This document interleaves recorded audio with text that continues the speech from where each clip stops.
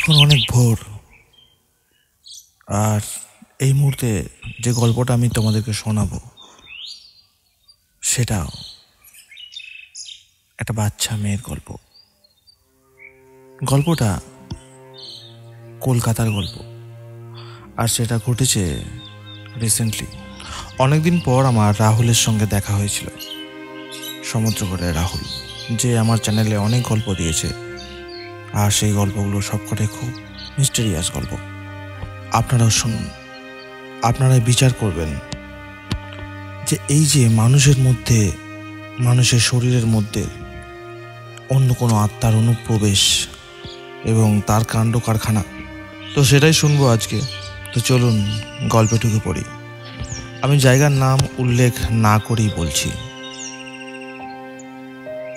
সেই এলাকায় বেশ নামডাক লোকটির। নামডাক ভালো কাজের জন্য নয়, গুন্ডা মাস্তানি করার জন্য। মারধর থেকে শুরু করে খুনেরও কলঙ্ক আছে তার মাথার ওপর।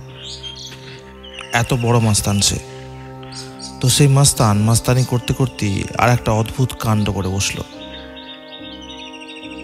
কোনো একটা বাড়িতে গিয়ে কারো একটা বউকে সে তুলে নিয়ে চলে এলো নিজের কাছে এবং তাকে বিয়েও করলো।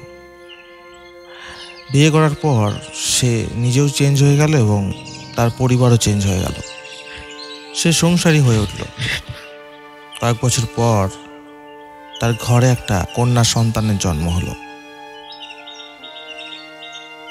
ছেলেটির গায়ের রং তেমন উজ্জ্বল ছিল না, কিন্তু বউটি বেশ ফর্সা। তাই তাদের যে মেয়েটি হয়েছিল সেও খুব সুন্দর ফুটফুটে একটা ফর্সা মেয়ে। মেয়েটা যত বড় হতে থাকলো তত তার সৌন্দর্য দেখে লোক মুগ্ধ হতো। মিষ্টি লক্ষ্মী মুখখানা মেয়েটির। সবাই খুব ভালোবাসত মেয়েটিকে। মেয়েটি যখন 7-8 বছরের হলো, তখন একটা দিন তাদের পাড়ায় একটা বিয়ে লেগেছিল। সেই বিয়েতে মেয়েটিও নিমন্ত্রিত ছিল। পাড়ায় পাশের বাড়ির বিয়ে। মেয়েটি বেশ আনন্দ করে বিয়ে খেয়ে ঠিক তারপরেই সরস্বতী পুজো পড়েছিল। সরস্বতী পুজোর দিন মেয়েটির মা মেয়েটিকে নিয়ে তার মামার বাড়ি যায় পুজো দেখার জন্য। পুজোটাও কলকাতার একটা নামি জায়গাতেই হচ্ছিল এবং ছোটোখাটো পুজো। এবং সেই জায়গাটা, মানে যে পুজোর স্থানটা, সেটা ছিল একদম রোডের ধারেই। কলকাতায় রোডের ধারে যে সমস্ত পুজোগুলো হয় সেখানে পুজোর প্যান্ডেল ছাড়া, মানে প্যান্ডেল করার জন্য পর্যাপ্ত জায়গা থাকে না, তবুও প্যান্ডেল ছাড়া রাস্তার ধারে যেটুকু জায়গা রয়েছে সেখানে বসেই যারা পুজো করছে এবং যারা সেখানকার বাসিন্দা বসে আনন্দ করছিল। সরস্বতী পুজোর পুষ্পাঞ্জলি নেওয়ার জন্য অনেক লোক এক জায়গায় হয়েছে এবং সেখানে সেই বাচ্চা মেয়েটিও ছিল। মেয়েটি পুজোর দিন বেশ সুন্দর করে একটা শাড়ি পরে পুজোর মণ্ডপে গিয়েছিল। শাড়িখানা ছিল সিল্কের শাড়ি, আর সুন্দর দেখতে লাগছিল মেয়েটিকে। মেয়েটি দেখতে এমনিতেই সুন্দর, তারপর শাড়ির ছোঁয়ায় সুন্দরতাটা আরও বেশি বেড়ে গিয়েছিল। প্রত্যেকটা মেয়েকেই শাড়ি পরলে সুন্দর লাগে। তো সেরকমই একটা আবহাওয়া ছিল, প্রেম প্রেম ভাব ছিল। এবং সেই পুজোর প্যান্ডেলের সামনে বসে চেয়ারে সবাই গল্পগুজব করছিল। তো পুজোর ওখানে প্রসাদ রাখা ছিল এবং পুজো হয়ে গিয়েছিল। তেমন এক সময় সেখানে কথা উঠলো, যে কথায় কথায় যে চল ওইখানে চেরি ফল রাখা আছে, চেরি ফল খাবো। তো যারা বলছিল, আলোচনা করছিল, তাদের মধ্যে যাকে যাকে পাঠাচ্ছিল কেউ যেতে চাইছিল না। হ্যাঁ আমি যাবো না, ও বলছে না আমি যাবো না। তো এরকমই একে ওকে বলতে বলতে হঠাৎ করে মেয়েটির কাছে প্রস্তাবটা যায়, মানে ওই 7-8 বছরের যে মেয়েটি ওখানে বসেছিল। তো বললো যে ঠিক আছে আমি যাচ্ছি। তো সে প্যান্ডেলের ভিতর থেকে চেরি ফল আনতে গিয়ে বা নিতে গিয়ে একটু সময় নিয়ে নিচ্ছিল হয়তো গুছিয়ে, প্যান্ডেলের পাশে ঠাকুরের সামনে জ্বলা প্রদীপের আগুনে তার শাড়ির আঁচলটা ধরে যায়। বাচ্চা মেয়ে, শাড়িটা অনেকটাই বড় তার শরীরের তুলনায়, এবং যখন আঁচলের দিকটা ধরেছে সে অতটা বুঝতে পারেনি, কারণ সরস্বতী পুজো প্রধানত শীতকালে হয়, আর সেই সময় শর্ট করে আগুন লাগলে বুঝতে একটু সময় লাগে ঠান্ডা ঠান্ডা ভাবের জন্য। তো যখন সে গুছিয়ে ফলটা নিচ্ছে সেই সময় আগুনটা লেগে যায়, এবং হঠাৎ করে আগুনটা এত ভয়াবহ ব্যাপার নিয়ে নেয়, মেয়েটিকে ওখানে আনতে আনতে নিচে নামাতেই তার সারা শরীরে আগুনটা ধরে যায়। চোখের সামনে একটা 7-8 বছরের ফুটফুটে মেয়ে আগুনে জ্বলতে থাকে। চারিদিক থেকে লোক ছুটে আসে, জল ছড়ে, বিভিন্নভাবে সেই আগুন নেভানোর চেষ্টা চলতে থাকে, কিন্তু শাড়িটা তার শরীরের মধ্যে এমনভাবে চিপসে গিয়ে আগুনটা ধরে যায় যে তাকে আগুন থেকে মুক্ত করা অসম্ভব হয়ে ওঠে। তার উপর সেটা সিল্কের শাড়ি। ভয়াবহ একটা কাণ্ড। একটা 7-8 বছরের মেয়ের চোখের সামনে আগুনে জ্বলছে, এবং তার সেই ভয়ঙ্কর চিৎকার সারা দিকটা তোল পার করে দিচ্ছে।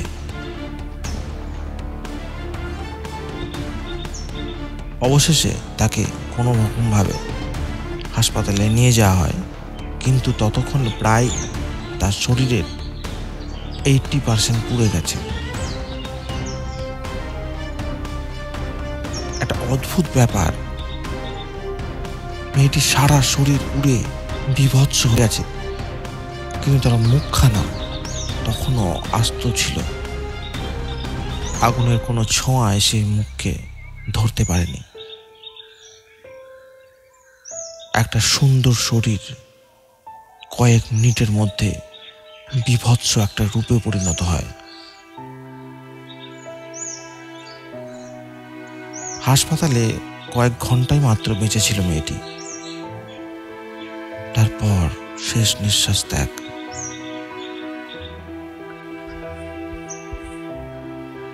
মেয়েটিকে স্বর্গরথে করে তাদের পাড়ায় নিয়ে আসা হয়। স্বর্গরথ থেকে নামিয়ে পরিবারের অঝর কান্না, যেটা স্বাভাবিক ব্যাপার। মেয়েটির সেই অবস্থা দেখে সবাই খুবই দুঃখিত, সবাই হায় হতাশ করছে, কারণ ওই বয়সে একটা ফুটফুটে সুন্দরী মেয়ে, লক্ষ্মীমন্ত মেয়ে তাদের পাড়ায় আর দুটো ছিল না। সে কারণেই সবাইকার মনে দুঃখটা বেশি। খুব ভালোবাসত সবাই।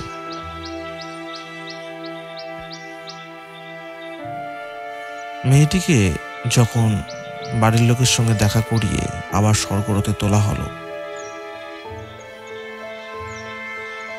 এবং সেই সময় যেখানে স্বর্গরথটা দাঁড়িয়েছিল, গ্রামের ঠিক পার্টিকুলার ওই জায়গাতে একটা হ্যান্ড পাম্প ছিল, গ্রামের লোকের জন্য, যারা সেখান থেকে জল নিয়ে গিয়ে নিজেদের বাড়ির কাজে লাগাতো। ওদের পাড়ায় যে দুদিন আগে নতুন বিয়েটা হয়েছিল, সেই নতুন বউটি তখন সেই সময় একদম সন্ধ্যেবেলা সেখানে জল নিতে এসেছিল। মেয়েটিকে তখন স্বর্গরথে তোলা হয়ে গেছে। নতুন বউটি চুলগুলো ছড়িয়ে একটি ছোট বালতি এবং একটি কাঁকে ঘড়া নিয়ে জল নিতে আসে। তো সেই ঘড়া আর বালতি নিয়ে কল থেকে জল নিয়ে যাওয়ার সময় সেই নতুন বউটির মাথাটা হঠাৎ ঘুরে যায়, কিছুটা সে টলে যায়, এবং তার হাতের বালতিটা হাত থেকে পড়ে গিয়ে জল পড়ে যায়। তারপর সে নিজেকে সামলে নিয়ে বাড়ি চলে যায়।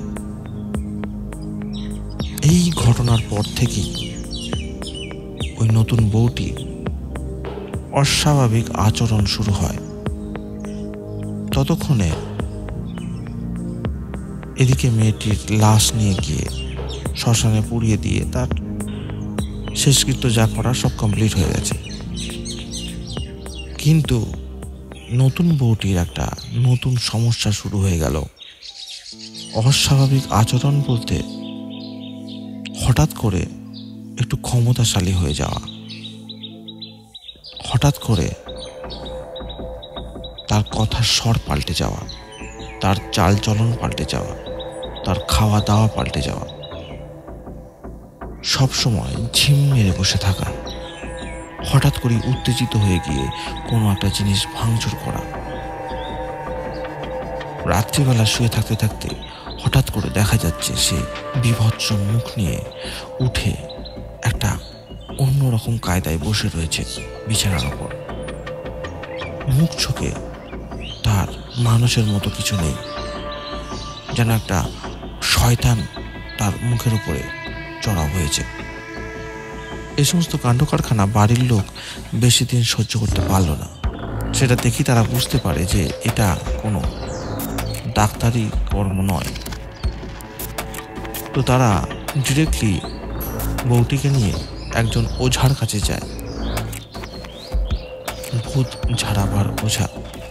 অভিজ্ঞতা বই কোনো রকম তন্ত্র সাধনা এবং এই ওঝা তান্ত্রিকতাকে বিশ্বাসও করে না এবং প্রবণ করে না। আমি গল্পের খাতিরে এটিকে আপনাদের সামনে প্রকাশ করছি। তো সে ওঝার কাছে যাওয়ার পর মেয়েটিকে দেখে ওঝা তার বিভিন্ন কাণ্ড কারখানাগুলো করতে থাকে এবং কোনোভাবেই সে মেয়েটিকে দিয়ে কোনো কথাই বলাতে পারে না। কারণ মেয়েটি ওঝার কাছে যাওয়ার পরপরই একদম চুপচাপ হয়ে যায়, চুপ করে বসে থাকে, না কোনো কথার উত্তর দেয়, না তার কোনো কাণ্ড কারখানার প্রতিক্রিয়া দেখায়। সেখান থেকে নিয়ে এসে তারা অন্য একটা জায়গায় সে বউটিকে নিয়ে যায়,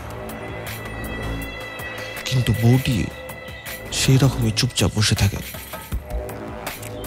এতে বাড়ির লোক আরো বেশি করে বুঝতে পারল যে তার মধ্যে কার অশরীরী আত্মা ঢুকে রয়েছে। তারা সবাই বুঝতে পারলো যে বাচ্চা মেয়েটির আত্মায় এই বউটির মধ্যে প্রবেশ করেছে। সে কারণেই এ বেশি উন্মত্ত নয়, কিন্তু তার মধ্যে অস্বাভাবিক আচরণগুলো হয়ে চলেছে। সবাইকার মুখে মুখে রটে যায় যে নতুন বউয়ের শরীরের মধ্যে ওই বাচ্চা মেয়েটির আত্মার প্রবেশ। এই ঘটনা জানার পর বাচ্চা মেয়েটির বাবা মাও বউটিকে দেখতে আসেন, কিন্তু তেমন কিছু তাদের সাথে কথা হয় না। তারা কান্নাকাটি করে আবার ফিরে যায়। 2-3 জায়গা ওঝা দেখানোর পর তারা যখন হাল ছেড়ে দেওয়ার মতো যে এটা হয়তো আর ঠিক করা যাবে না, ঠিক সেই সময় একজন খবর দেয় যে অমুক একটা জায়গায় একজন পীর বাবা রয়েছেন, তিনি এরকম অশরীরী আত্মা নিয়ে বেশ কয়েকটা সাকসেসফুল কাজ করেছেন। তো জানা মাত্রই সেই পরিবার সেই বউটিকে নিয়ে সেখানে হাজির হয়। পীর বাবা অনেকক্ষণ তার কলাকৌশলী দেখানোর পর একদম শেষের দিকে সেই বউটিকে কায়দায় ফেলে দেয়। সে এতক্ষণ চুপ করে বসে থাকলেও হঠাৎ করেই পীর বাবার কোনো একটা কার্যে সে উত্তেজিত হয়ে পড়ে এবং সে কথা বলতে শুরু করে। এই প্রথম কোনো ওঝাকে দিয়ে কোনো কাজ হচ্ছে এবং সেটা থেকে বাড়ির লোক একটু আশা মনে জাগে যে হ্যাঁ, এবার হয়তো ঠিক হয়ে যেতে পারে। হঠাৎ করে পীর বাবার বিভিন্ন কলাকৌশলীতে উত্তেজিত হয়ে বউটি পীর বাবার সামনে এগিয়ে গিয়ে হুঙ্কার দিতে থাকে এবং সেই সময় তাদের মধ্যে একটা কথোপকথন শুরু হয় পীর বাবা এবং বউটির। সেই কথোপকথনে উঠে আসে এক অবিশ্বাসযোগ্য তথ্য এবং সেই তথ্যটা হচ্ছে এরকম। পীর বাবা যখন জিজ্ঞাসা করে বউটিকে যে তুই কে, তখন কিন্তু সে কোনোভাবেই বলতে চায় না। আবার কিছু মন্ত্রসন্ত্র বলার পর যখন আবার জিজ্ঞাসা করে, তখন সেই বউটি দুটো কণ্ঠস্বরে কথা বলে। একটা ছেলে একটা মেয়ে। ঠিক এরপরই সবাই বুঝতে পারে যে এইটা কিন্তু ওই বাচ্চাটির গলা নয়, এবং পীর বাবাও তখন জানায় পরিবারকে। আপনারা বলছিলেন বাচ্চা আত্মা পাচ্ছে, তো বাচ্চা না, এটা তো বড়, এবং এর শরীরে একজন নয় দুজনও রয়েছে, তোমরা নিজেরাই শোনো। আবার মন্ত্রসন্ত্র বলার পর পীর বাবা যখন জিজ্ঞাসা করলেন বউটিকে যে তুই কে, ভালো করে পরিচয় দে এবং কোথা থেকে এসেছিস, তখন বউটি অদ্ভুতভাবে বলতে থাকে যে তোমাদের পাড়ায় একটা মেয়ে মারা গিয়েছিল কদিন আগে, আগুনে পুড়ে বোধ হয়। মেয়েটিকে যে হসপিটালে রাখা হয়েছিল মানে ময়নাতদন্তের জন্য, সেইখানেই নাকি এই দুই আত্মার বাস। মেয়েটির ওই সুন্দর মুখখানা দেখে ওই আত্মা দুটি বেশ ভালো লেগে যায় মেয়েটিকে, এবং তারা ওই মেয়েটির সঙ্গে সঙ্গে ওই স্বর্গরথে করে গ্রামে পৌঁছায়। এবং সেখানে যখন মেয়েটিকে নিচে নামিয়ে কান্নাকাটি শুরু হয়, ওই আত্মা দুটি পাশের একটি গাছের ডালে বসে পা দুলিয়ে দেখতে থাকে। এবং যখন মেয়েটিকে স্বর্গরথে আবার তোলা হয় শ্মশানে নিয়ে যাওয়ার জন্য, সেই সময় ওই নতুন বউটি কলে জল নিতে আসে। আর ঠিক এই সময়েই ওই দুই আত্মার ওই বউটির শরীরকে পছন্দ করে নেয় এবং সেইখানে তাদের বসবাস করার সিদ্ধান্ত নেয়, এবং তারপর থেকেই এই ঘটনার শুরু। তো পীর বাবা এই ঘটনা শোনার পর নিজের কারুকার্যের দ্বারা সে আত্মা দুটিকে তার শরীর থেকে বার করে এবং তাকে মুক্ত করে। বউটা কিছুদিন অসুস্থ থাকে এবং তারপর আস্তে আস্তে ভালো হয়ে ওঠে, স্বাভাবিক হয়ে ওঠে। আমি এই শরীরের মধ্যে আত্মার অনুপ্রবেশ নিয়ে অনেক ঘটনা শুনেছি, কিন্তু এরকম বিরল ঘটনা আমি এই প্রথমবার শুনলাম। এইগুলো এখনো হয়, এইটা জেনেই আমি অবাক হয়ে যাই। বইয়ে পড়েছি, অনেকের মুখে শুনেছি, কিন্তু এখনো এই সময় দাঁড়িয়েও একদম প্রত্যন্ত গ্রামের দিকেও এরকম ঘটনা ঘটে। জানি না এটা কত বড় কুসংস্কার বা অন্ধবিশ্বাস, কিন্তু আলটিমেট এই সমস্ত কুসংস্কার অন্ধবিশ্বাসের ওপর ডিপেন্ড করেই তারা আবার ভালো হয়ে যায়। তো কেমন লাগলো আজকের গল্পটা অবশ্যই জানাবেন। আপনার কাছে যদি এরকম সত্য ঘটনা থেকে থাকে তো অবশ্যই আমার মেল আইডিতে আপনারা মেল করতে পারেন। আমি সেই ঘটনা কোনো এপিসোডে পড়ে শোনাবো। তো দেখা হচ্ছে নেক্সট এপিসোডে এরকম কোনো অদ্ভুত গল্প নিয়ে। ততক্ষণের জন্য ভালো থাকবেন।